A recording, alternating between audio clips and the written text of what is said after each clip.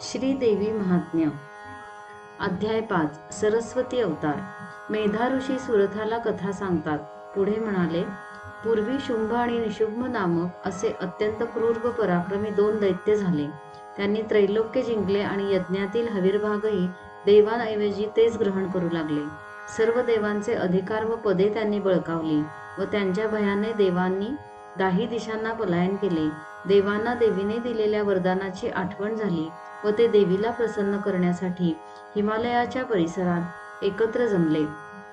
देवांनी अनेक नामाने देवीची स्तुती केली. त्यावेळी पार्वती देवी त्या ठिकाणी गंगा स्नानासाठी आली होती.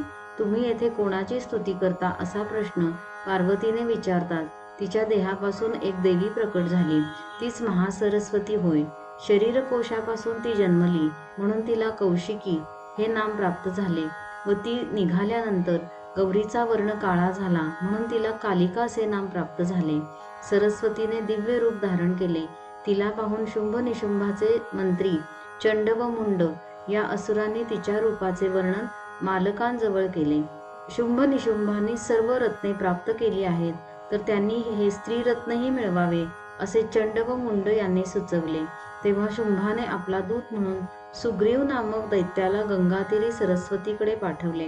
सरस्वतीने सरळपणे शुंभ निशुंभांच्या स्वाधीन व्हावे, नाहीतर तिला बळजबरीने ओढून नेण्यात येईल असा संदेश त्याने तिला दिला.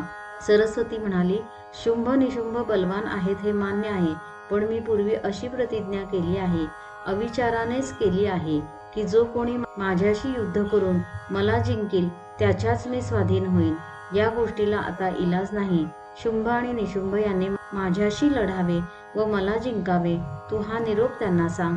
हे ऐकून दूत परत गेले.